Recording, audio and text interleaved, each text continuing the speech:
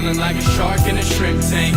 Big fish, small pond in the shrimp tank. When it's sink or swim, only option is to win. In the murky water, not a thought of giving in. Welcome to the post-show wrap-up of the Shrimp Tank. I'm Brad Berger, along with my co-host Dan Whedon.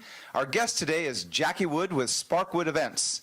We just had an intriguing and fun conversation with Jackie. To listen to the entire podcast, visit seattle.shrimptankpodcast.com or subscribe to our podcast on iTunes. We're always interested in your feedback, so please do not forget to rate us. So, Jackie, one of the things that I think, for all of us that are in business, there's the perception of what people believe that we do, and then there's the part of what we do that we wish people really knew. So for you as an event planner, what is it that you think people think an event planner does, and what is it that you wish they knew that you really did?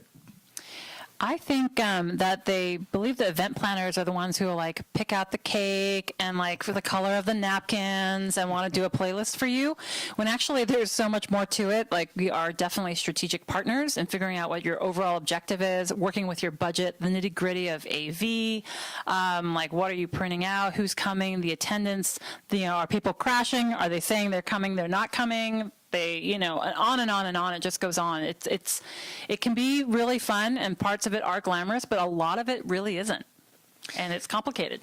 So, Jackie, you made a transition coming out of the corporate world. You had a very comfortable corporate job, right, and you jumped off the ledge into the shrimp tank to become an entrepreneur. Can you talk a little bit about that transition for you, what you had to learn to adjust, all of those things that entrepreneurs, when they first get started, have to learn about? Well, I think the thing that really shocked me is how cold that water can be in the shrimp tank, because it was a real startling revelation. Coming, like you said, a very comfortable job, getting a paycheck every 2 weeks, to suddenly being everything that I needed to be. I'm my help desk, I'm the HR department, I am the director of business development, I am the HR department again. It's like, you need to sign up for healthcare, you need to do this, and just keeping that sales engines going. So I can start my day believing I'm going to, work on some proposals and do this, and some other emergency in a completely different department needs tending, and guess who's on tap for that? It's me. So, it took some time to get the hang of it, and it is very rewarding, but it's a shock to the system. Yeah. But not something you would trade. No, I can't go back. Yeah. I've kind of gone to the other side now, and I can't really go back. So, like Dan was saying, this expression you use is I burned the boat, right? So I'm here now.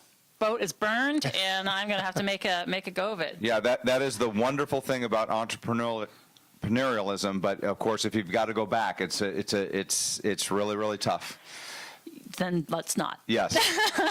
So the other thing that we talked about during the podcast that I thought was really, really interesting was that I think that a lot of people think that event planners are only for, Fortune 500 companies. And you had some really good advice for our business owners out there. Could you share a little bit about that? Yeah, actually. So a lot of big companies have their own in-house event planners, but the nice thing about, and then the importance for smaller businesses, is to be able to have a great experience. You may not be able to afford to bring in your own in-house event planner, but you can bring someone on board to help you create a great experience and to build that culture within your company, so you don't have to worry about it. You haven't handed it off to someone who is too busy to do it, or they don't know what they're doing. You can just really curate an experience and then go have a good time and be with your people. I think that's really important. And then you set that stage. They don't need to, maybe they only do a couple hours for you a week or a month, but it's going to really create a good experience. And there's a great peace of mind that goes with that too, right? The peace of mind is huge, and not worrying about, was this taken care of? Is that taken care of? I've got 15 people coming tomorrow. Do we actually have a place booked for them? Can we even hear each other at the table? That's never happened, right? That's never happened. No. So for small companies, I think it's a worthwhile investment. Okay. Well, we want to thank Jackie for joining us. Jackie, how can listeners get in touch with you? I think the best way is to go to my website at SparkWood.com, SparkWoodEvents.com. Don't go to SparkWood.com. That doesn't go anywhere. SparkWoodEvents.com, and you can either call me or email me and get all the information right there. Well, once again, this is just a taste of what you can expect by listening to the entire podcast. Visit seattle.shrimptankpodcast.com or subscribe to our podcast on iTunes. We'd love to hear from you, so please do not forget to rate us. Brad, the tank is dry for 2018. That's it. This was our last show. So you got to make sure and join us back in the new tank 2019 for our first show of the year, Wednesday, January 9th. We're bringing back Elena Imbach with Vibe Coworks.